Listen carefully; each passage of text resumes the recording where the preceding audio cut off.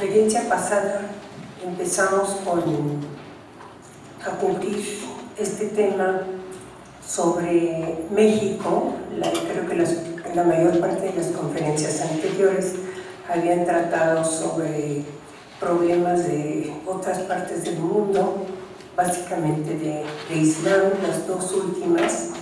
En esta ocasión tenemos con nosotros al profesor Samuel Villela, quien es investigador de la Dirección de Etnología y Antropología Social del Instituto de Antropología e Historia, y él forma parte también del proyecto de etnografía del mismo instituto. El profesor Villela, aparte de que ha participado como la mayor parte de los conferencistas en gran cantidad de artículos, conferencias, simposios, etc., tiene varias publicaciones, libros. La primera se llama Bandas Juveniles en Sinaloa, Los Cholos. Otra, El Agro Mexicano, Tópicos de Antropología Económica, Códices de Guerrero, 6 ensayos de etnografía dentro del proyecto de pueblos indígenas de México. Dentro de 2 movimientos etnopolíticos y etnorreligiosos. El profesor Villela se ha especializado en los últimos años precisamente en el estudio de la montaña de Guerrero, que es de lo que nos va a hablar en esta ocasión. Además, él pues, se ha dedicado a tomar excelentes fotografías y videos, y ha hecho muchas exposiciones en relación a esto, y además se ha dedicado a recuperar códices que hay en estos lugares de Guerrero en donde él ha estado trabajando. En esta ocasión nos va a hablar sobre la policía comunitaria y el milenarismo en la montaña de Guerrero. Bueno, entonces con ustedes el profesor Samuel Villela.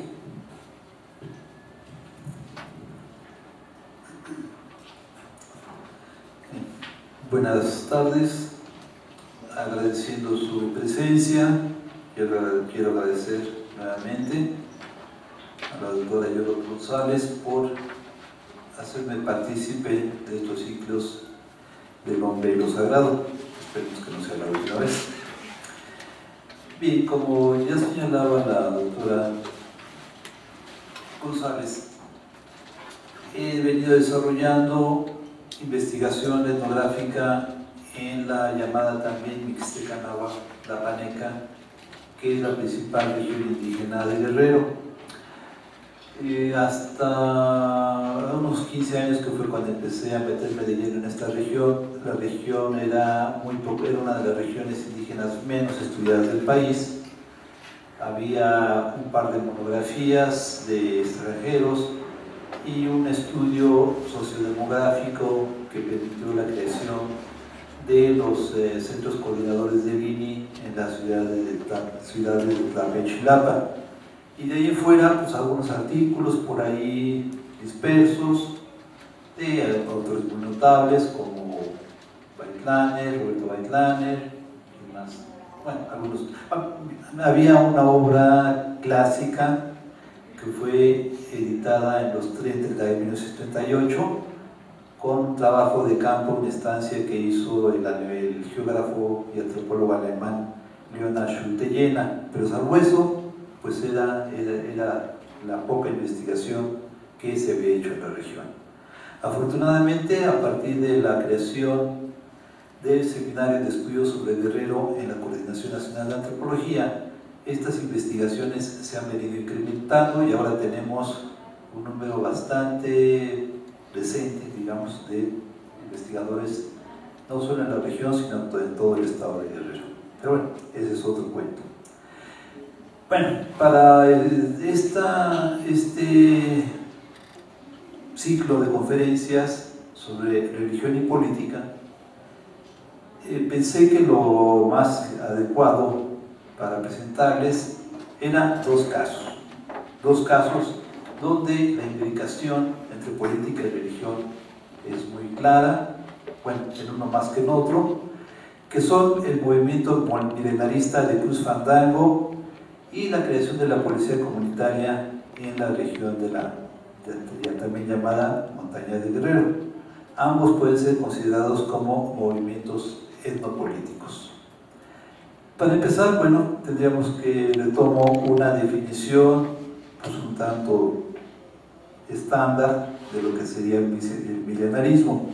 En el diccionario Wikipedia dice lo siguiente: el milenarismo es la doctrina según la cual Cristo volverá para reinar sobre la tierra durante 1000 años, antes del último combate contra el mal, la condena del diablo a perder toda su influencia para la eternidad y el juicio universal.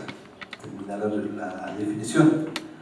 De hecho, los movimientos milenaristas son movimientos que surgen en determinados grupos donde hay un proyecto de creación de un nuevo orden, de una nueva sociedad, donde se destierre lo caduco, lo anquilosado de una vieja sociedad, y se trata de crear un nuevo orden que, como el nombre lo dice, dure 1000 años, precisamente por la solidez de sus valores morales, filosóficos y religiosos. Este es el sentido de la definición de milenarismo, y en este sentido vamos a ver cómo hay un proyecto, hay un caso de milenarismo en esta región indígena del estado de Guerrero. ¿Sí? Ahora bien, como proyecto etno-religioso, ¿sí?, estos movimientos tienden a la transformación social. En ese sentido, retomo la definición que hace Alicia Barrabás sobre movimientos socio-religiosos, donde nos dice, cito: son políticos porque se orientan al cumplimiento de objetivos públicos y generalmente revolucionarios, y que aspiran a la transformación total del orden establecido. Termina la referencia. En ese sentido, tenemos antecedentes en la región de sublevaciones indígenas. Bueno, las hubo en muchas partes del país. Recuerdo que las más famosas son las de Chiapas, donde estuvieron a punto de arrasar con San Cristóbal de las Casas, y en la región creo que tomaron Tlapa y también estuvieron a punto de tomar Chilapa. Esto sucedió por ahí de la segunda mitad del siglo XIX, y todas estas sublevaciones obviamente tienen causas profundas, causas muy fuertes, que tienen que ver tanto con la explotación a que han sido sometidos los grupos indígenas desde la época colonial, pero incluso ya en la época independiente siguen siendo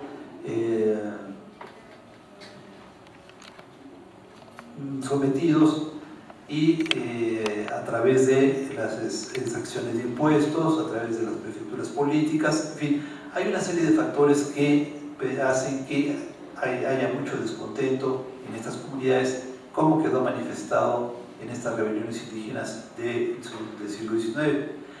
Estas rebeliones en buena medida fueron paliadas, ¿sí?, por Juan Álvarez, que llegó a ser el primer gobernador del estado cuando este se crea en 1949, y en esta medida esto le permite tener un gran consenso social, un gran ascendiente político que lo impulsan a la presidencia del país.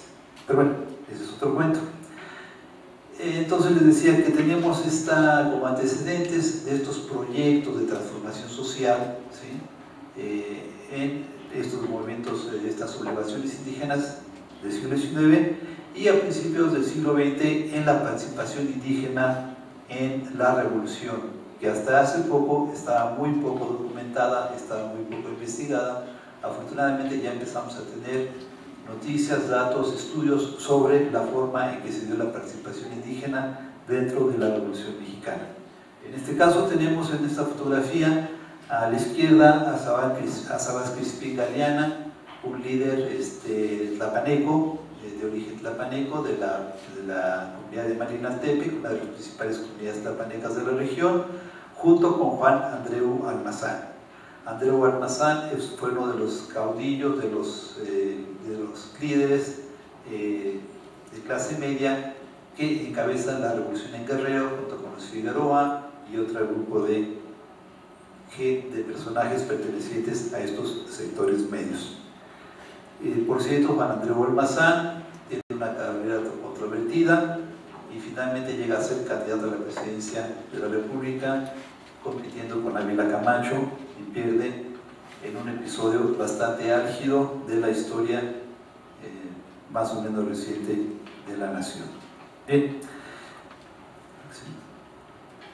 Bueno, ahora voy a, para los que no, para que ubiquen un poco cuál es la región de la montaña está en el extremo derecho, está colindando con Puebla y Oaxaca, y uno de los casos que vamos a referir se da en la frontera de esta región interétnica con el estado de Oaxaca, y el otro caso, el de la policía comunitaria, se da en la parte baja, ahí donde dice montaña más o menos, donde termina la ñ por ahí más o menos, por ahí está Tlapa. Bueno, toda esa parte, desde ahí hasta abajo, hasta donde está la frontera sur, hay toda una gran área que va a cubrir muchas comunidades tlapanecas y mixtecas que van a ser el ámbito de la presencia de la policía comunitaria. Un proyecto muy interesante, por cierto.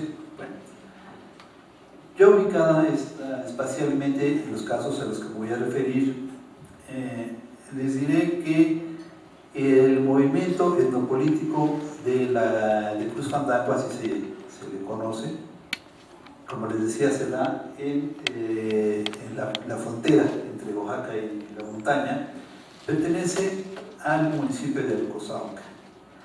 Para 1989, no tengo datos actualizados, pero para 1989 este municipio era uno de los 6 municipios más pobres del estado de Guerrero, uno de los 11 con más miseria en el país, según consigna una investigación del Instituto Nacional Indigenista. Para esa década, a la vez que se empieza a afianzar la producción de enervantes, también se empieza a desarrollar un proceso migratorio hacia los distritos agrícolas del noroeste en México y hacia la urbe de Hierro, Nueva York. Bien, les decía que este proceso, este movimiento etno-religioso y etnopolítico se origina a fines de la década de los 60 en las inmediaciones de la comunidad de Cuyuxtláhuac, perteneciente a este municipio de Alcozauca.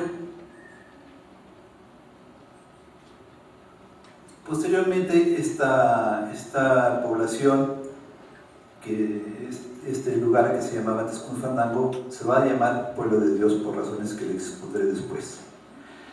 Esta región, esta parte de la montaña, está poblada casi totalmente por indígenas nazarí, o sea, mixtecos. El movimiento milenarista se da a partir de las supuestas apariciones de Jesucristo al señor Juan Crescencio, una mojonera que separa a la comunidad de Cuyuxtlahuaca de Oaxaca. Tenemos a la izquierda, en un recuadro, la mojonera donde supuestamente se dio la aparición, y a la derecha a uno de los asistentes ahí de Juan Crescencio en la Ciénega, que es otro de los lugares donde se vuelve a dar la aparición de Jesucristo.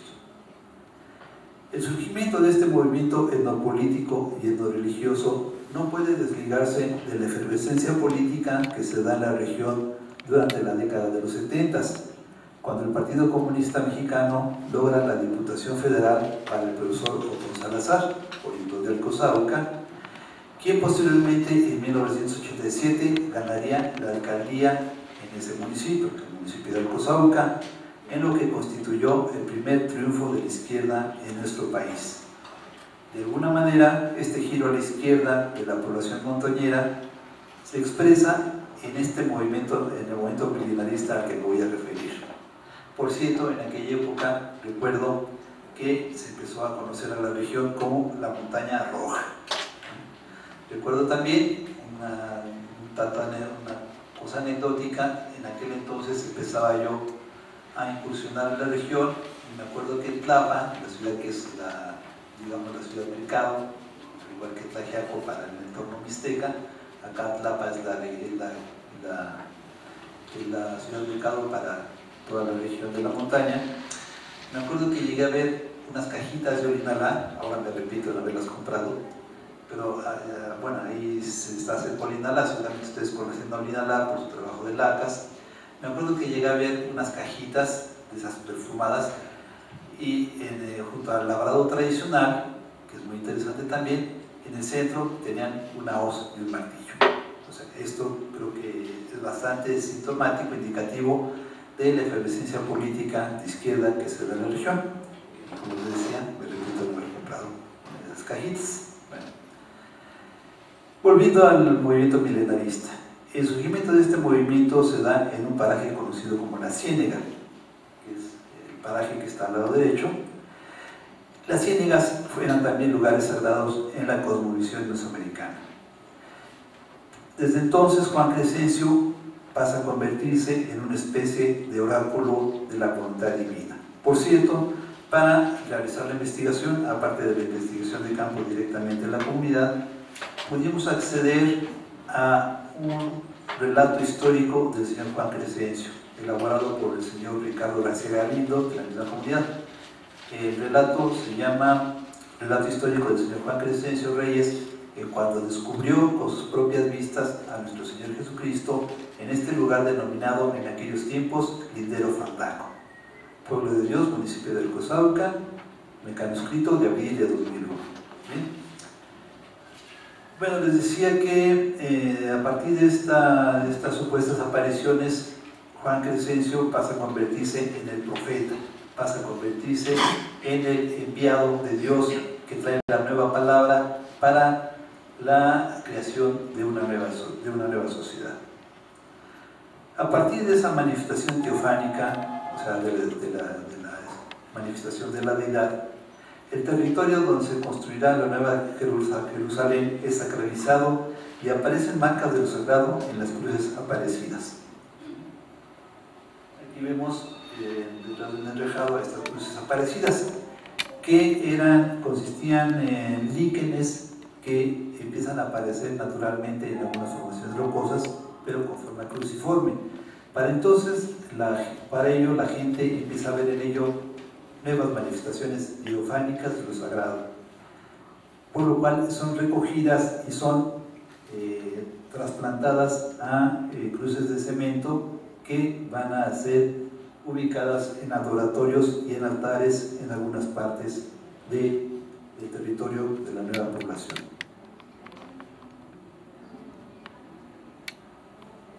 ¿Sí? Después de que se inicia la construcción de la Nueva Jerusalén, el incipiente poblado empezó a ser visitado por miles de montañeros, miles de gentes provenientes no solo de la etnia mixteca, sino también nahuas y tlapanecos. En 1984 se inicia la construcción del Pueblo de Dios, así se le llama a la nueva población, para diferenciarlo de la denominación anterior que recordaba el lugar en que se reunían los pobladores de ambos estados, Guerrero y Oaxaca, a festejar y celebrar, por eso se llamaba Cruz Fandango. Por lo cual se quiso desterrar de la memoria ese pasado que evocaba muchas cosas contrarias a la vida austera que se pretendía instaurar en el nuevo poblado. ¿Sí?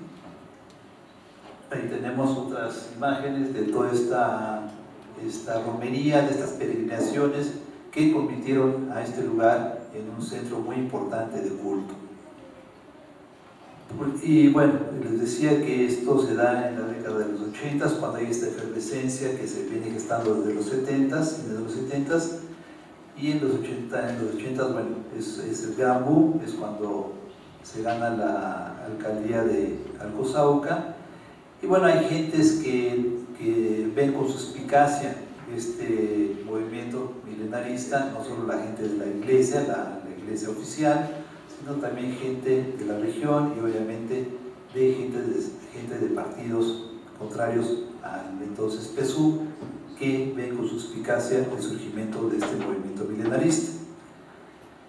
Bien, el poblado es diseñado y empieza la construcción del caserío, conformando una delegación dependiente de la comisaría de Cuyustláhuac, con 150 votantes activos y 50 migrantes en Estados Unidos. O sea, si para entonces tenemos que había 500 habitantes en el poblado, estamos hablando del 10% de la población total como migrantes en Estados Unidos y Nueva York. Ahora, si lo ponemos en consideración en relación a la población económicamente activa, debe ser más alto el porcentaje. Esto nos da, constituye un indicador de la gran importancia que va a tener a partir de la década de los 80 la migración de montañeros a la gran urbe de hierro. En el poblado, como una parte importante de la construcción de esta nueva Jerusalén, de esta nueva comunidad, se construyen 11 capillas, que para esta población de 500 pues son bastantes. Tal pareciera que la idea, el sentido de esta producción de tantas capillas en una producción tan pequeña, es producir una exuberancia de templos que evidencien la presencia divina en la población. ¿Sí? Una de las capillas que se construye es la de San Marcos, la cual tiene connotaciones especiales por tratarse de la principal deidad agrícola en la montaña. Bueno, aquí tenemos, después lo voy a hablar un poco más en detalle, apenas si se ve, pero por ahí en medio está una cabecita de un idolito, serán 3 idolitos que se llaman San Marcos. ¿Podemos pasar al anterior? Bueno, estas son una de las modalidades de los San Marquitos. San Marcos es una deidad dual, tiene una forma cristiana, que es el San Marcos Evangelista, que está en el interior de los templos, pero la otra expresión de clara afiliación mesoamericana son ídolos prehispánicos, son muchos de ellos de filiación ñuñe, es una tradición cultural que viene de la región por la Tlaxcala, y se conocía muy poco de su presencia en Guerrero, ahora la hemos encontrado. Pero bueno, además de estos idolitos están estas esferas que también son identificadas como gotas de lluvia, pero son reconocidas más que nada como deidades de la lluvia, como San Marquitos. Esto es en otra población de la montaña, pero bueno, estas se las traigo para que vean ustedes la importancia que tiene la presencia de esta deidad. De hecho, la principal deidad, después de Jesucristo y la Virgen María, San Marcos es la principal deidad en la región porque es la principal deidad agrícola. Y esto es son esferas de piedra prehispánicas y están en altares que están en la cumbre de los cerros, y es a donde la gente va a hacer sus peticiones de lluvia y sus ritos de aseguramiento de la cosecha. ¿Sí? Antes de la elección del pueblo de Dios, la gente se trasladaba al Cerro del Águila, como mucha gente en la montaña.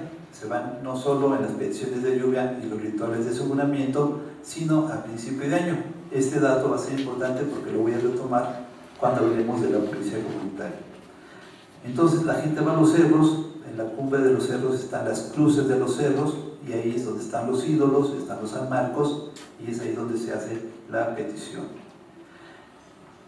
Entonces les decía que antes de la creación del pueblo de Dios, la gente se trasladaba al Cerro del Águila, donde ofrecía flores y velas a 3 ídolos de tipo San Marquitos, que se encontraban en su cúspide, en un altar coronado con una gran cruz de madera, al igual que ocurre en muchos pueblos montañeros.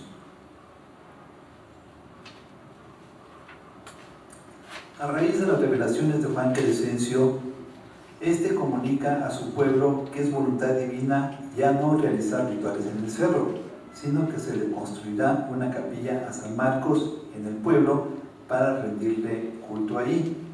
Aún antes de terminarse la construcción de dicha capilla, o sea, hay una nueva manifestación hierofánica, ya que se dice que San Marcos se bajó del cerro, pues los ídolos de piedra aparecieron dentro de la capilla. Aquí lo que me parece interesante es además que no hay, en este caso, no hay la presencia de San Marcos Evangelista, de la figura cristiana, sino en la capilla de San Marcos solo están estos San Marquitos de filiación mesoamericana. La incorporación de los Nazarí al pueblo de Dios, además de la labor proselitista, se ha dado a través de la experiencia onírica que mucha gente ha manifestado tener. En muchos casos, los creyentes que forman parte de la comunidad de Cruz Fandango aseguran que fue a través del sueño que ellos tuvieron la revelación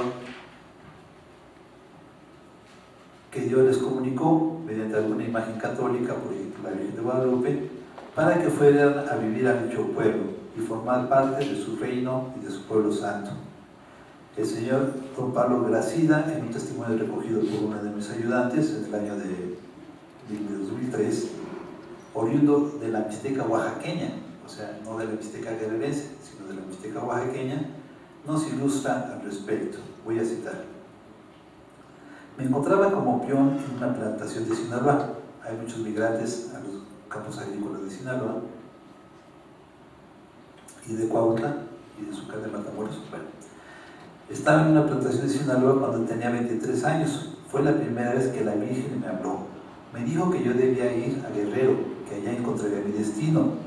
En ese momento no entendí mi sueño, pero estaba yo muy joven también. Años después, en Tijuana, trabajaba como empleado en una empacadora cuando por segunda vez en mi sueño la Virgen se me apareció. Me dijo que yo debía regresar a Oaxaca después de 20 años de trabajo en el norte, por lo que regresé a mi casa, a Oaxaca. Ahí me junté con mi mujer y tuve mis hijos e hijas. Una tercera vez la Virgen me habló y se me apareció en el sueño, como si yo estuviera caminando cerca de llegar a mi casa y era de día. Me dijo que caminara hasta Cruz Fandango, que ahí me esperaba un encargo suyo. Fui de visita a esta comunidad que queda muy lejos de donde yo vivo y cuando llegué allá entendí lo que la señora me dijo. Por eso me vine a vivir aquí. Cuando yo llegué a vivir aquí, en 1987, solo había 30 familias. Termina la cita. Me parece indicativa esta referencia porque nos está hablando de una identidad étnica que va más allá de las fronteras políticas. En este sentido, los mixtecos de Guerrero, que es donde se da este fenómeno, pues comparten creencias con los mixtecos de Puebla y de Oaxaca, y en este caso es muy ilustrativo que una persona nazarí de Oaxaca tiene la revelación, tiene el llamado, bueno, dice que tiene el llamado para irse a vivir a esta comunidad.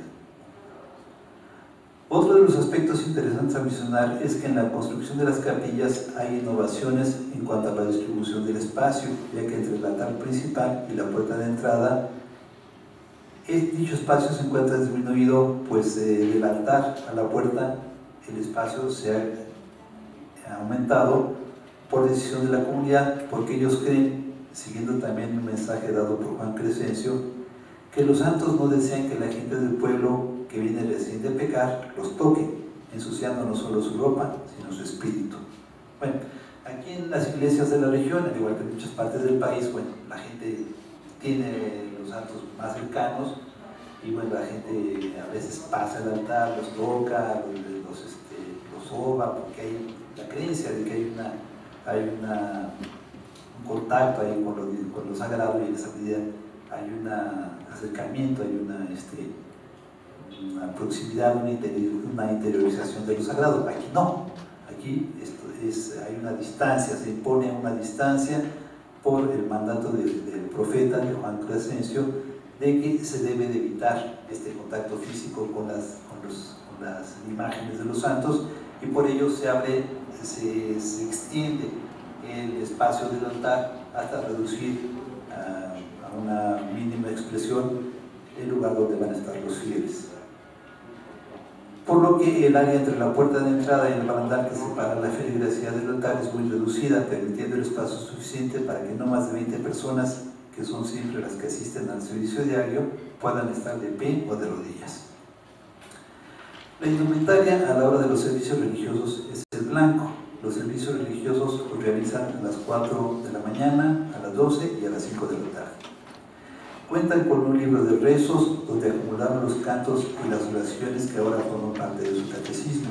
Los padres y madres de este pequeño pueblo procuran tratar con atención y respeto a sus propios hijos, motivándolos desde pequeños a asistir a los servicios religiosos, inculcando de este modo su formación y creencia religiosa. Aunque la comunidad tiene como normatividad estricta la prohibición del consumo de bebidas alcohólicas y del cigarro, en esta medida se hermanan un poco con las tradiciones evangélicas, no comprar y o vender a sus hijos con fines matrimoniales, su estilo de vida no tiene relación con esas prácticas evangélicas, ya que si bien no fomentan el alcoholismo, la gente de Cruz Fandango, sobre todo los adultos, no saben leer ni escribir, por lo tanto no acceden a la lectura de la Biblia como libro santo o como herramienta en las necesidades de interpretación teológica. En esa medida se diferencian de las iglesias evangélicas. Antes bien, la normatividad que se da al interior de esta comunidad está dada por un reglamento, del cual pudimos obtener una copia. Entre las principales normas están, cito, 1. La prohibición de venta, compra y consumo de productos nocivos para la salud, bebidas alcohólicas, alcohol y cigarros. 2. Colocación de tableros con anuncios de prohibición de productos nocivos para la salud. 3. Libertad de venta, compra y consumo de todo tipo de productos básicos para alimentos. 4. La prohibición de poner o escuchar canciones rancheras con cassette. Textual. 5. Prohibición de provocaciones para toda la comunidad. El 6 está vacío. 7. Prohibición de vender o cobrar por hijos e hijas cuando se casan. Bueno, aquí hay una tradición que ha sido mal interpretada, que es el pago de la dote. En esas comunidades de la región de la montaña, en particular entre las mixtecas, se da el caso de, que cuando cuando se concerta un matrimonio, los padres del novio tienen que llevar al padre de la novia un regalo que puede ser muy variado, puede ser animales, chivos, refrescos, pan, comida, en fin, es muy amplia la gama. Pero como se ha estudiado dentro de la tradición antropológica, esto es una forma de compensación del esfuerzo, del trabajo que los padres han invertido en la creación de una mujer. Entonces, al darse el intercambio de mujeres entre comunidades, como la mujer por lo general va a vivir a casa del marido, o sea, el núcleo familiar pierde una persona activa económicamente, y ese es el sentido profundo de esta dote, de este pago de la novia. Luego entonces aquí este tipo de pago ha sido desvirtuado, ha sido manipulado muchas veces por agencias noticiosas diciendo que se venden niñas en la montaña, lo cual es falso. Pero de cualquier manera, en este reglamento de Pueblo de Dios se impone ya también esta prohibición de seguir con esta tradición. Siguiendo con el reglamento, 8. Respetar a la máxima autoridad del lugar. 9. Acuerdos sobre la limpieza de la comunidad. 10. Acuerdos sobre la unidad y trabajo para el progreso de la comunidad. 11. Acuerdo de incluir en centros educativos el presente reglamento. Termina las referencias a este reglamento. Como parte de las creencias que sustentan este movimiento milenarista, tenemos la del advenimiento de un apocalipsis que destruirá todo lo anterior para dar paso a la creación de un nuevo orden. Dicho carácter apocalíptico, como elemento que acompaña a la conformación de movimientos milenaristas y utópicos, queda ilustrado en la siguiente referencia del relato histórico del que ya les hice referencia. Cito: dijo Juan Crescencio que va a temblar en algunas partes del país y morirán muchas gentes. Va a venir un ventarrón en algunas partes del país y morirán muchas gentes. Va a venir un ventarrón que tumbará a los techos de las casas. Va a haber tiempo que los gusanos soldados entrarán a comer las milpas. Termina la cita. Es ilustrativo esta última parte porque estamos hablando de una comunidad netamente campesina, donde obviamente la preocupación por que se den las cosechas es fundamental para su subsistencia. Estos presagios, estas profecías en cuanto al advenimiento de un evento apocalíptico se suponía que iban a darse para 2007 o 2009. No pasó nada. Pueblo de Dios es una comunidad con una preocupación por la promoción de la educación y la salud. La incorporación de creyentes por voluntad propia hace que sea innecesario un sistema coercitivo, ya que, como se ha mencionado, la convivencia social se norma por un reglamento que todos reconocen y respetan. En este sentido, es notable el aspecto que presenta el poblado. Al respecto, tenemos la descripción que nos hace Aranda en una investigación publicada en un pequeño reporte publicado en México Indígena en 1989, donde dice, cito: llama la atención encontrarse en un cerro casas ordenadas, calles delimitadas por piedras blancas y la ausencia de basura. La limpieza del lugar es extrema y contrasta con la de sus pobladores. Detrás de cada peregrinación, un grupo de adolescentes y niños tiene la tarea de recoger los pétalos de las flores que a su paso dejan los peregrinos. Termina la referencia. Bien, pues con esto les he presentado de una forma muy general, muy a grandes rasgos, cómo en una comunidad ahí perdida, un tanto perdida en la frontera entre Guerrero y Oaxaca, se da un proyecto de creación de una nueva sociedad a partir de componentes religiosos, a partir de tradiciones, de recuperación de tradiciones, a partir de la negación de otras, pero en un contexto de muy alta marginalidad, de una pobreza extrema, ¿sí?, que no ha podido paliar en los programas de oportunidades, en muchos de los programas de proyectos gubernamentales. Y en esta medida, este proyecto etnorreligioso, como les decía al principio, se da en el contexto de esta efervescencia política que se da en la región a partir de los 70s, cuando la izquierda logra tomar el primer municipio del país. Estos datos de esta investigación se recopilaron hace 4 años.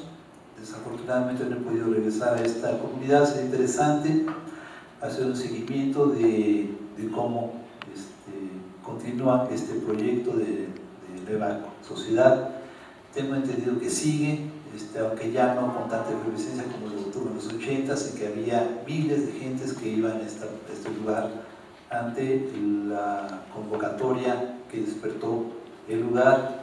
Y bueno, ya el resultado está en esta creación de esta nueva comunidad, donde hay una nueva normatividad social, hay una preocupación por la limpieza, por el aseo, por el cumplimiento de reglamentos, por una preocupación por la educación, en fin, dentro de los recursos que estas sociedades tienen, estas sociedades tan marginadas, repito, con miseria extrema, pues pareciera un proyecto interesante que contiene ciertamente gérmenes de efervescencia o de inconformidad social por las condiciones en que viven. Bien, ahora pasaremos a ver el caso de pero bueno, un par de diapositivas más. Ahí tenemos a Juan Crescencio, el profeta, con una foto donde hay la evidencia, según él, de nuevas manifestaciones hierofánicas de lo sagrado, y un cuadro donde ellos tienen registrado un poco la historia de su comunidad. Es interesante cómo hay un intento por tener un registro documental de todo el desarrollo de su comunidad, desde esta historia que yo le refería, de Carlos García Galindo, hasta una serie de imágenes que han sido tomadas, de fotografías que dan cuenta de este proceso de conformación y consolidación de esta comunidad. Bien, bueno, ahora pasemos al caso de la policía comunitaria. Este caso me parece interesante por muchas cosas. Una de ellas es por la yuxtaposición que se hace de sistemas normativos, de sistemas jurídicos de impartición de justicia. En esta medida convive tanto una normatividad tradicional constitucionaria con una normatividad a nivel nacional, y muchas veces entran en conflicto, por lo cual podríamos hablar de pluralismo jurídico, en tanto están coexistiendo los grupos de sistemas normativos.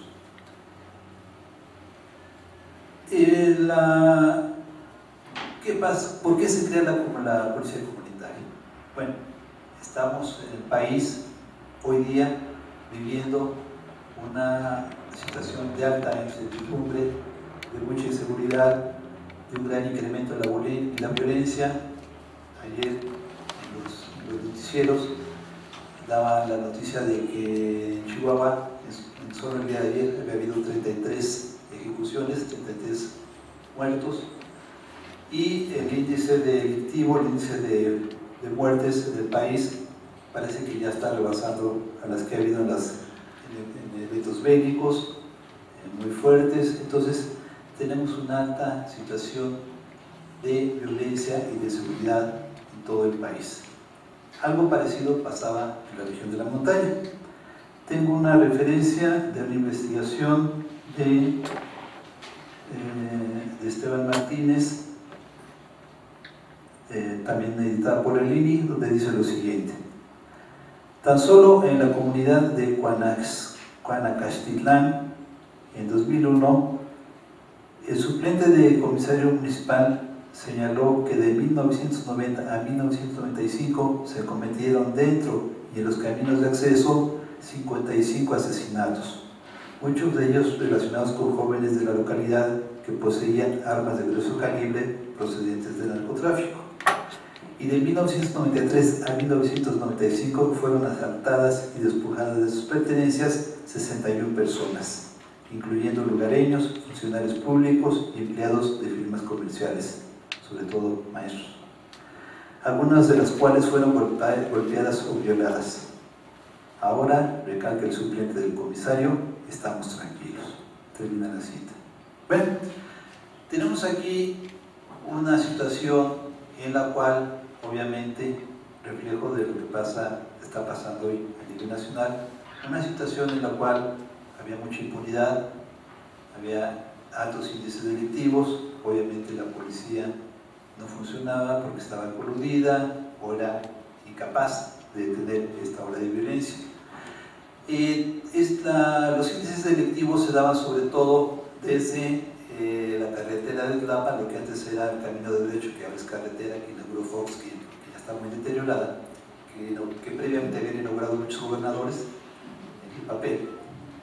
Bueno, entonces a lo largo de esta carretera, desde Tlapa hasta Malquelia, pasaba por muchas comunidades mixtecas y tlapanecas. Era en buena parte de este corredor donde se daban estos índices delictivos, pero no solo ahí, también otra parte de la zona tlapaneca, en los alrededores de los municipios de Zapotitlán, Tablas, sobre todo, también se daban y se siguen dando porque ya no hay policía comunitaria.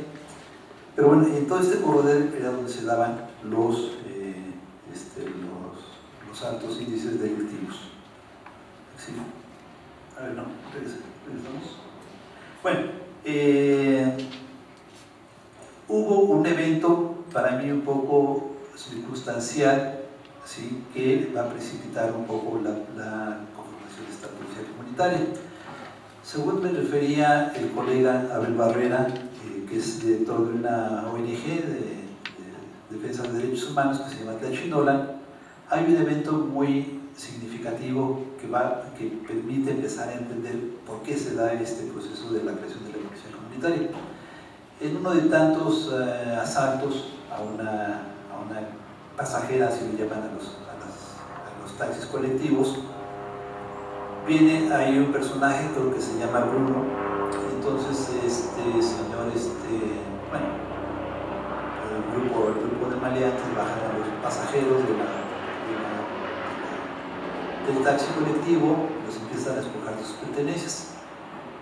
En determinado momento, el tal Bruno se da cuenta de que uno de los asaltantes está descuidado y le quita el arma y empieza a disparar a los asaltantes. Los asaltantes tratan de defenderse, pero los toman por sorpresa este hecho y huyen. A partir de ahí empieza un proceso muy interesante de toma de conciencia de la gente de la necesidad de organizarse para defenderse, para la autodefensa. Aquí tenemos, como me señalaba el colega Abel Barrera, tenemos el surgimiento del héroe, ¿sí? Tenemos un caso singular, importante dentro de la cosmovisión, dentro de la tradición comunitaria, de una persona que se sobrepone a estas adversidades y logra derrotar al mal, derrotar a los agentes malignos. Hay otro hecho que del cual yo no tenía conocimiento, pero que nos va a ilustrar también de cómo se va gestando la creación de esta policía comunitaria. Aquí tenemos una ceremonia de petición de lluvias en una comunidad náhuatl dentro de la región de la montaña, y se las pongo simplemente para ilustrar un evento muy importante dentro de la ritualidad, dentro de la religión de estos pueblos indígenas, que son los rituales agrícolas, que son en abril y mayo las peticiones de lluvia, en septiembre y octubre los rituales de agradecimiento o de aseguramiento de la cosecha. Pero hay también eventos que se dan a principio de año, que están muy poco documentados, muy poco trabajados, que es el 31 de diciembre. Para amanecer el primero, mucha gente sube a los cerros, en esos mismos cerros donde están las cruces de los cerros, donde están los altares a San Marcos, donde van a pedir la lluvia. Mucha gente sube a esperar el año, ¿sí? Así como nosotros nos reunimos con la familia a esperar el año nuevo, la cena, todo eso. Bueno, ellos se suben al cerro, a veces con sus familiares, a veces con los amigos, pero muchas veces en un ámbito muy comunitario se suben a esperar las señales de cómo va a venir el año. Ellos, según los oficiantes nativos, encuentran signos de si el año va a ser bueno, si va a llover, si no va a llover, etcétera, etcétera. Pero me comentaba un colega antropólogo que tuvo la oportunidad de estar en uno de estos eventos en la región, de cerca de este pueblo donde se gesta el proyecto de policía comunitaria. Me comentaba que, como coinciden en algunos cerros, son tan importantes que coinciden varios pueblos, entonces me comentaba que empezaron a cuestionarse de por qué estaban siendo avasallados por la delincuencia, porque estaban siendo avasallados por esta ola de asesinatos, de secuestros, etc. Y entonces dijeron, bueno, si somos capaces de organizar eventos como este, que son eventos muy concurridos, eventos comunitarios, donde participa la gente, donde se ponen en contacto con la deidad, con lo sagrado, donde esperan los signos de cómo va a venir la subsistencia para su año venidero. Si somos capaces de hacer esto, ¿por qué no somos capaces de defendernos? Entonces parece que ahí fue otro de los eventos indicativos que permitieron esa toma de conciencia de la necesidad de organizarse para la autodefensa. Y bueno, otro factor que es el que da también esta vertiente religiosa, además de estas tradiciones que ellos tienen en cuanto a su ritualidad, en cuanto a su cosmovisión. Hay un factor muy importante que va a intervenir en la creación de la policía comunitaria, que es el papel de los jóvenes clérigos, de los jóvenes sacerdotes que empiezan a manejar la pastoral indígena. En ese sentido, les voy a leer una referencia de este amigo antropólogo de ahí de Tlachinolan. Cito: en este proceso de creación de la policía comunitaria, la iglesia local se incultura, se vuelve tlapaneca, se vuelve mixteca, escucha el clamor de los indígenas, se indigna y se solidariza con ellos. Así también apoya en la construcción del Consejo de Autoridades Indígenas de la Montaña, CAIN, en un acompañamiento que es producto de una pastoral indígena que tiene como presupuesto teológico respetar la cultura y construir desde ella una sociedad plural que haga crecer los valores de la vida comunitaria. Termina la referencia. Este es un elemento que creo no ha sido debidamente sopesado en varios de los trabajos de investigación que conozco sobre la creación de la policía comunitaria. Muchos de ellos hacen énfasis en esta recuperación de la tradición comunitaria a través del sistema de cargos, pero creo que pocos se han enfocado al papel tan importante que ha tenido los jóvenes clérigos, muchos de ellos de la región, que manejan esta pastoral indígena y que han tenido una colaboración muy importante para las tareas organizativas en la creación de esta policía comunitaria. Pues bien, en esta comunidad que les señalaba al principio, de Juanacaxtitlán, donde ya había tantos altos índices delictivos como muchas otras comunidades de toda esta región, se gesta la idea de conformar el cuerpo de la policía comunitaria. Fue retomado el espíritu de servicio de tequio que se da dentro del esquema y sistema de cargos y teniendo como trasfondo, como ya les decía, principios emanados de la pastoral indígena. Aquí tenemos, en la evolución anterior, por favor. En la izquierda tenemos una imagen de unas autoridades tlapanecas que están tomando posesión de sus cargos a principios de año. En estas comunidades se reunían las autoridades comunitarias cada año y vemos como una niña va sahumando a las nuevas autoridades. El papel de la niña es importante también en estos rituales de entronización. Y bueno, esta tradición de trabajo comunitario, ¿sí? Que se da a través del sistema de cargos y que involucra a todos los varones de la comunidad, es donde se apoya la creación de la policía comunitaria. Hay que recalcar que la existencia de este sistema de cargos, de este servicio que prestan los varones adultos de la comunidad, se da en la medida en que ellos pueden acceder a la tierra. En la medida en que la tierra es comunal, los miembros de la comunidad pueden acceder a un pedazo de tierra para cultivarla, para obtener su sustento, pero en reciprocidad los varones tienen que en algún momento de su vida desempeñar algún cargo. Esa es la dinámica profunda de este sistema y este esquema organizativo es retomado por la policía comunitaria. Luego entonces se empieza a dar una participación rotativa en la policía comunitaria. Gentes de las comunidades comisionan a X número de varones adultos para que se incorporen a la policía, duran un X tiempo y se regresan a las comunidades. No hay una permanencia de todo el tiempo como en los cuerpos de policía, en nuestros cuerpos de policía, sino son eventuales, y esto hace que haya un involucramiento muy grande de todos los miembros varones de las comunidades, no solo de una parte. Y este ha sido también uno de los problemas por los cuales la policía comunitaria se ha negado, ¿sí?, a ser supervisada, ser controlada por la policía estatal. Se ha negado a la formalización porque eso implicaría este cambio en esta dinámica comunitaria. Bien, entonces les decía que a partir de esta toma de conciencia de todos estos eventos que se van dando, la participación de los clérigos en la organización de la gente, se conforma el cuerpo de policía comunitaria el 15 de octubre de 1995, o sea, lleva 15 años, en asamblea llevada a cabo en Santa Cruz del Rincón, con la participación de 42 comunidades afectadas.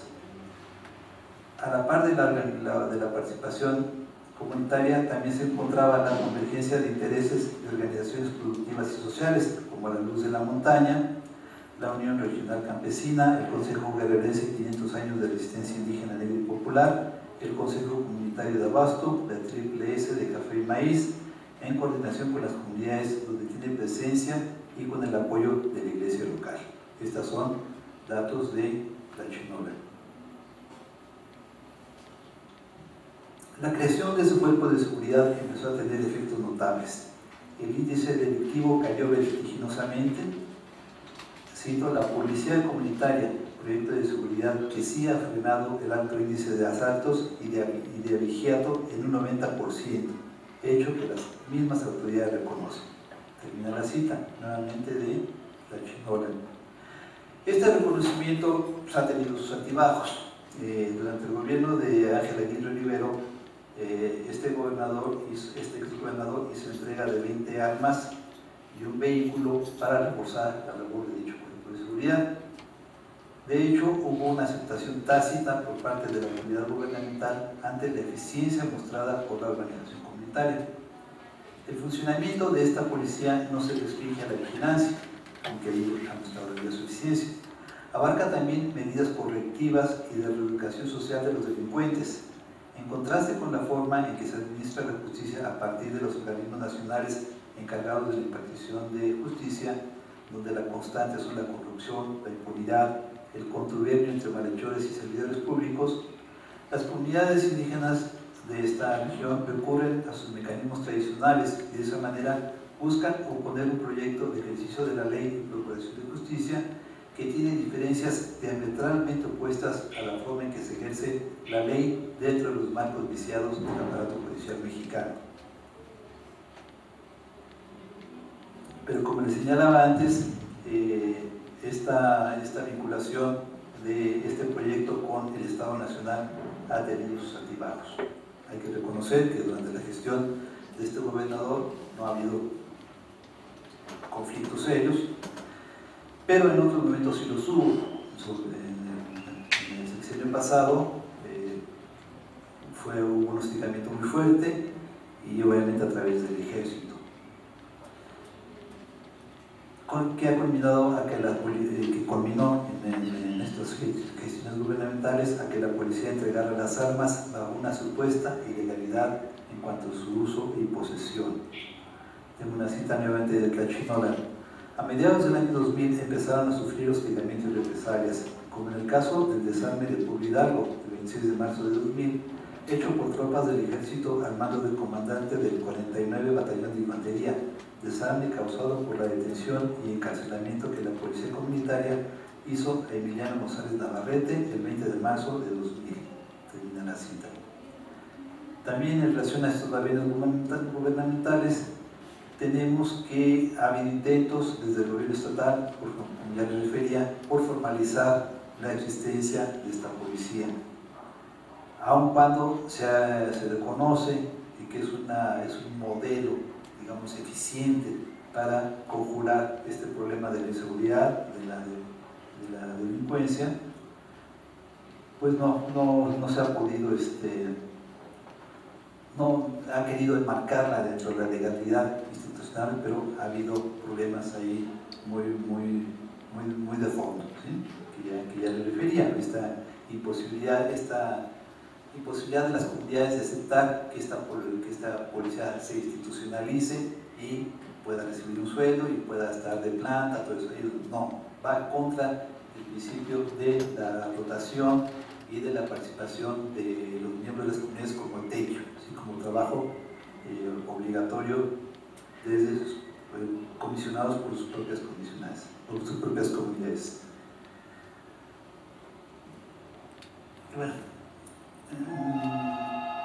Y bueno, para finalizar con esta caracterización así también en general de este otro caso, donde hay una implicación muy fuerte de la política y la religión, les doy la referencia de que en un segundo encuentro de la Coordinadora Regional por la Defensa del Proyecto de Justicia y Seguridad Comunitaria de la Montaña y la Costa Chica de Guerrero, ha habido otros más recientes, las comunidades involucradas han manifestado su voluntad de seguir apoyando el funcionamiento de dicho organismo de seguridad ante la manifiesta incapacidad del Estado Nacional por proveer de la seguridad que las comunidades requieren para su reproducción social y para preservar la paz pública. En síntesis, yo veo que habría que aprender mucho de estas experiencias, repito, ante la grave situación, la crítica situación que estamos viviendo en la sociedad nacional. Hoy en la mañana escuchaba un noticiero con Carmen Aristegui y a través de unas encuestas de Mitofsky señalaban que el 50% de los encuestados tienen miedo de ser secuestrados. O sea, ya es una preocupación que se ha extendido mucho más de la que había hace un año o un par de años, y también el hecho de que 1 de cada 4 personas señalaran que habían tenido ellos o algunos familiares algún evento delictivo. Entonces, bueno, este es el panorama que tenemos a nivel nacional y vemos que en una región indígena de nuestro país este problema ya se ha resuelto. Ellos lo resolvieron, lo enfrentaron, tuvieron los elementos, ¿sí?, para enfrentarlo y lo han resuelto. ¿Cuáles son esos elementos? Yo veo 2 elementos estructurales. Uno, el compromiso comunitario, ¿sí?, a través del sistema de cargos, y 2, la gestión, la participación comprometida de los clérigos de este nuevo evangelio indígena, que trata de inculturizarse, trata de compenetrarse de las creencias de estas gentes y ayudarlos a resolver sus problemas. Estos yo creo que son los dos elementos estructurales importantes que han permitido la nobleza de este proyecto y las bondades. Ahí están a la vista. Ahora habría que ver cómo estos factores estructurales se pueden aplicar a nuestra sociedad.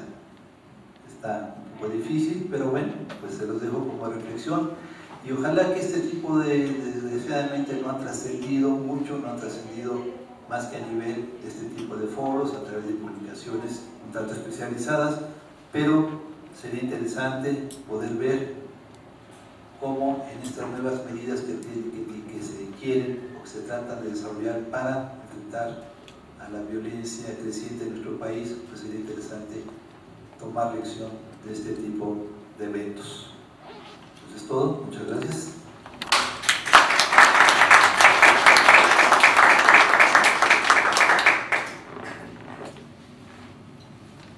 Si alguien tiene alguna pregunta, comentario, por favor. Sí, maestro, si nos pudiera comentar qué tan activos son los grupos evangélicos y pentecostales en la montaña de Guerrero, porque al menos en el caso de Oaxaca, que es digamos el estado dominante, ya es cada vez se hace más difícil poder sustentar una identidad cultural indígena sobre la base de los usos y las costumbres.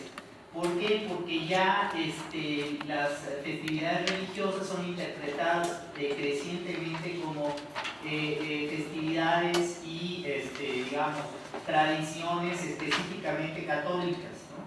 Y esto conflictúa, digamos, ya con las nuevas identidades que se empiezan a formar a partir del evangelismo y específicamente pentecostalismo en Oaxaca.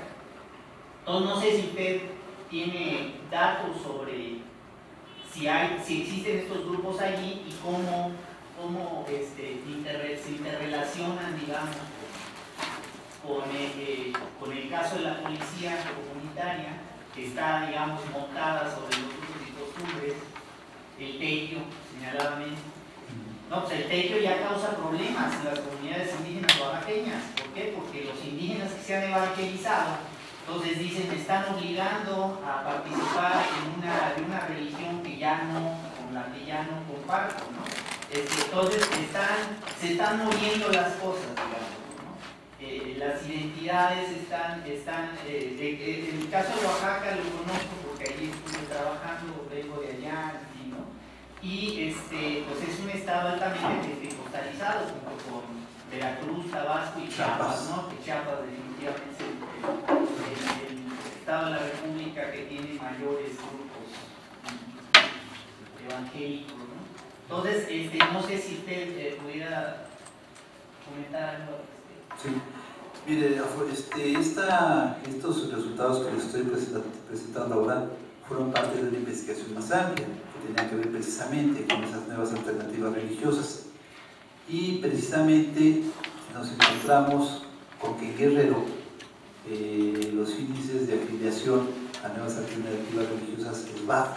Pero tengo entendido que el índice en aquel entonces, hace 5 años, para el censo no me acuerdo si para el conteo de 2005, pero sí para el censo de 2000, el índice de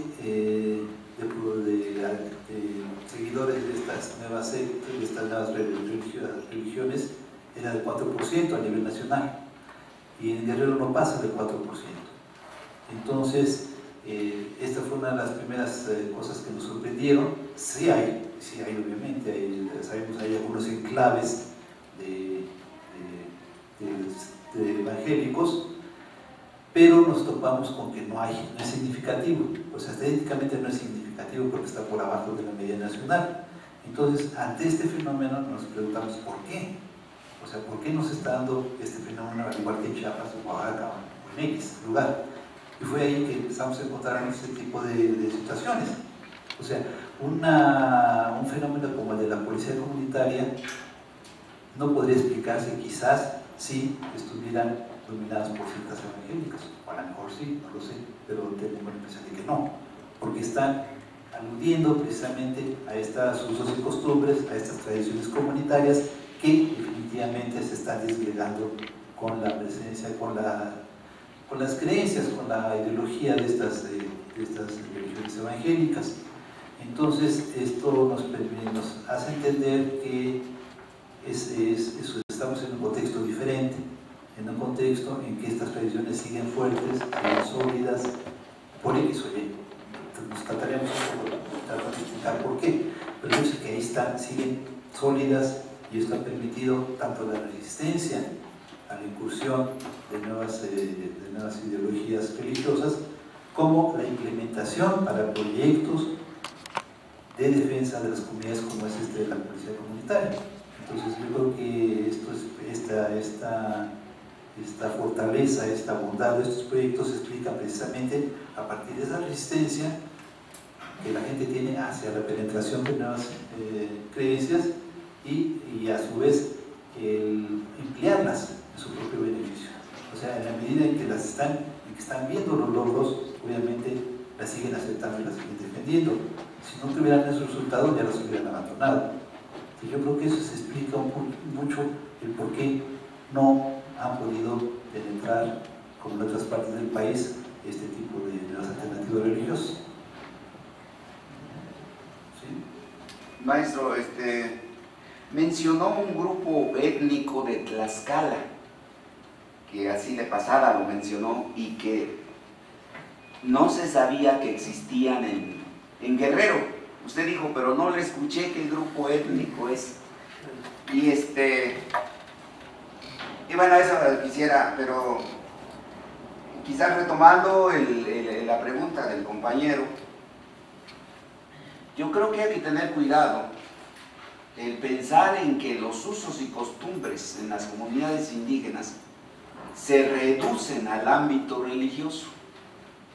Es verdad que el ámbito religioso tiene un peso estructural en las comunidades, pero los usos y costumbres están más allá de la cuestión religiosa. Y entonces, las otras religiones, es tan grande el peso de los usos y costumbres que tienen que ver con la identidad, con la historia de un pueblo, que cuando se hacen de otra religión, reproducen, ya no participan en el evento religioso católico, pero es tan fuerte la historia de los usos y costumbres que dentro de los otros movimientos religiosos se reproduce eso. Se reproduce. Ahorita estaba pensando en el Estado de México, donde yo he estado también un poco observando qué pasa con los nuevos movimientos religiosos. Cuando hacen un aniversario las iglesias evangélicas, exactamente hacen como los católicos, es decir, invitan a todos los hermanos de la zona y hay una participación económica de todos. ¿Sí? Eso se hace en una fiesta patronal, por ejemplo. Vienen de los pueblos tales, vienen de los pueblos a ofrecer su tequio. Dentro de los nuevos movimientos religiosos también se ofrece el tequio de esta manera. Entonces hay que tener cuidado, porque siempre nos vamos con esa idea de que los nuevos movimientos religiosos han roto, han destruido los usos y costumbres sin ver que se reproducen esos usos y costumbres dentro de los nuevos movimientos religiosos. Pero mi pregunta, el grupo étnico de Tlaxcala que se trasladó a Guerrero. Bueno, no era precisamente un grupo étnico, yo me referí a una tradición cultural que posiblemente provenga de la región de Puebla, Tlaxcala, una tradición mesoamericana que se expresa en la presencia de los amarguitos. En un artículo de una investigadora que se apellida Gámez, de la Universidad de Puebla, ella habla del culto a San Marcos en la Mixteca poblana. aunque ahí San Marcos adquiere otra dualidad, pero siempre cristiana. O sea, San Marcos se presenta como una deidad dual, pero dentro del marco cristiano.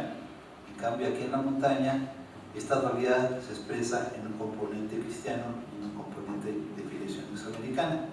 Pero bueno, lo que yo señalaba en cuanto a esta tradición cultural proveniente de la región de la Tlaxcala es porque investigaciones arqueológicas han identificado un cierto tipo de ídolos, de figuras antropomorfas que se conocen por ciertos rasgos específicos y se le ha denominado tradición ñoñe, ¿sí? Que se ha identificado, repito, para la región de la Tlaxcala, y se desconocía la presencia de este tipo de figuras antropomorfas en la región de la montaña. A partir de las investigaciones que hemos venido desarrollando, lo hemos dado a conocer, pero aquí lo interesante es que no se dan solo a nivel arqueológico, sino se dan a nivel actual, a nivel etnográfico, a nivel del culto actual, de la religiosidad de los indígenas, la siguen teniendo muy presente. Yo me he encontrado altares domésticos donde al lado de una imagen de Santiago, que es el principal conjurador de infieles, al lado están los idolitos San Marcos. O sea, eso me parece la síntesis dialéctica contradictoria más interesante de lo que es la religión de los indígenas de la montaña. Entonces, todo esto para decirles que desde mi punto de vista esta tradición nos hace pensar que hubo todo un corredor cultural que va desde la región de la Tlaxcala hasta la región de la montaña, pero hasta ahí no tenemos más información, hay poca investigación arqueológica en esta región, entonces no tenemos todavía suficientes elementos para confirmar esta hipótesis, pero sí tenemos ya datos que nos muestran la presencia de estas figuras de ídolos ñoñes, pero con un culto actual todavía. Y en cuanto a su segundo señalamiento, sí, me parece que es cierto. También en esta investigación vimos cómo los profesantes de nuevas alternativas religiosas siguen haciendo peticiones de lluvia. O sea, a pesar de que ya no se resisten a participar del tequio, no participan en las fiestas patronales, pero siguen haciendo peticiones de lluvia. ¿Por qué?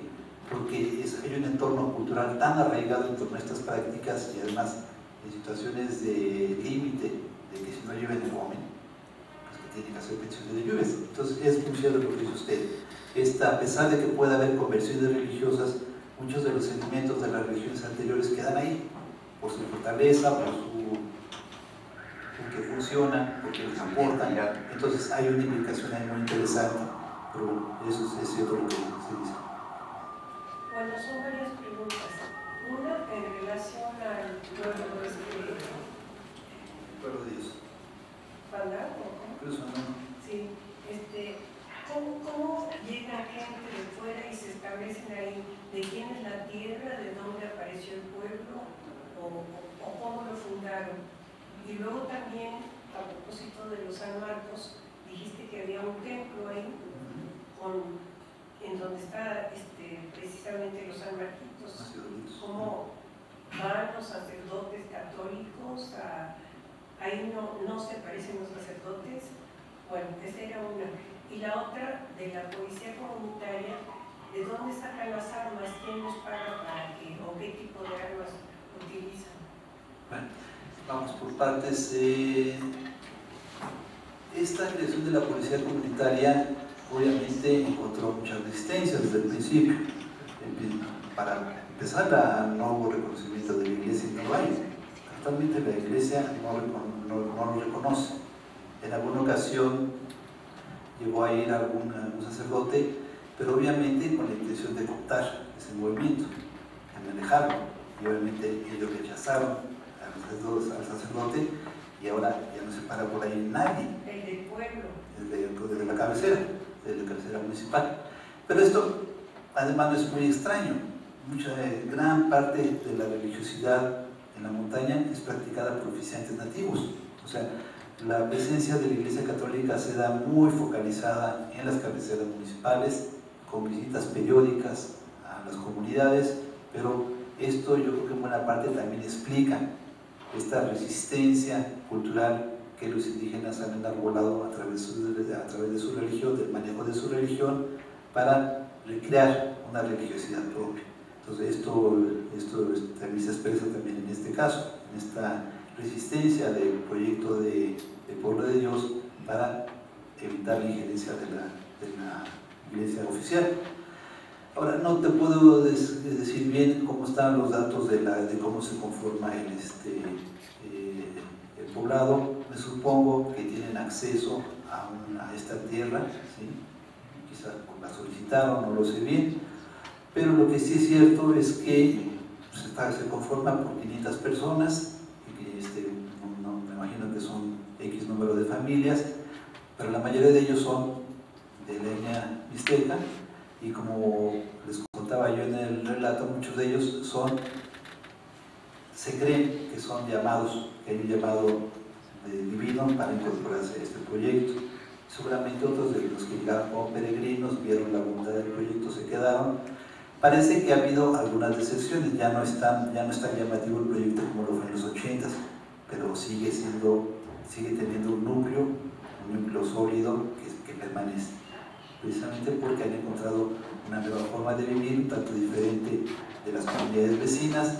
Es notable que no hay mucho consumo de alcohol, a diferencia de otras comunidades donde sí el alcohol es parte de la normalidad, acá no lo es, y a lo mejor así están contentos, y a lo mejor eso se los ofrecen también las iglesias evangélicas, pero rompiendo con ciertas tradiciones. Pero esa misma persona que dijiste que había soñado y que se fue a vivir allá, ¿de qué vive? ¿De dónde? ¿Quién le dio tierra? ¿O cómo Deben tener tierras para sembrar.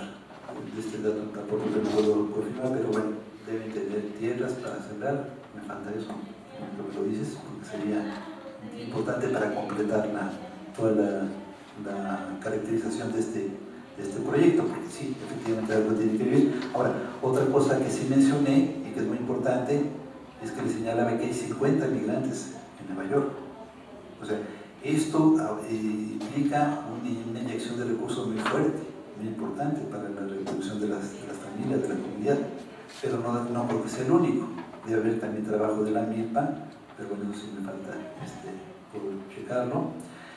Y en cuanto a lo de los sanmarquitos, pues sí, como ya les señalaba, una de las peculiaridades de este templo es que no está la otra figura, la del santo cristiano, están solo los ídolos prehispánicos, pero también esto es sintomático de esta construcción de una religiosidad específica de estos indígenas que muchas veces se contrasta o se opone a la religiosidad oficial, de ahí que no tengan el conocimiento de la iglesia ni se paren por ahí los curas. Las armas. Bueno, pareciera que en algún momento sí tuvieron el apoyo del Estado. O sea, concretamente yo mencionaba el caso de Aguirre, el gobernador Aguirre, en el caso se le dieron 20, no creo que sean todas las que tienen, y vehículos también se le dieron vehículos. Y bueno, al principio, bueno, posiblemente muchas de las armas las hayan obtenido rescatándolas de los delincuentes. Bueno, se empezó a dar en los 80 en toda la región de la montaña la producción de derbantes. Obviamente esto implicó la proliferación de armamento. Me supongo que una parte de ese armamento ellos lo recuperan, pero tengo entendido que después todo este armamento lo registran cuando tuvieron reconocimiento de parte del Estado, y en esa medida